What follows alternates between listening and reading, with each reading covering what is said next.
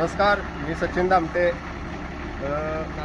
नांदणीमधून बोलतोय। मला आता जंगमस्वामीने हे पाणी दाखवलं होतं। जंगमस्वामी सांगितलं होतं की 2.5 इंची पाणी फुलं आहे, पण आमची बोर आम्ही 180 फुटाला आम्हाला 3 इंची पाणी लागलेलं आहे। त्यामुळं जंगमस्वामीने जे पाणी दाखवले ते योग्य दाखवले, भरपूर दाखवले आणि ते नांदबा पाण्याडे आहेत आणि त्यांचं आम्हाला मार्गदर्शन भरपूर लाभलं आणि आम्हाला पाणी भरपूर मिळालं।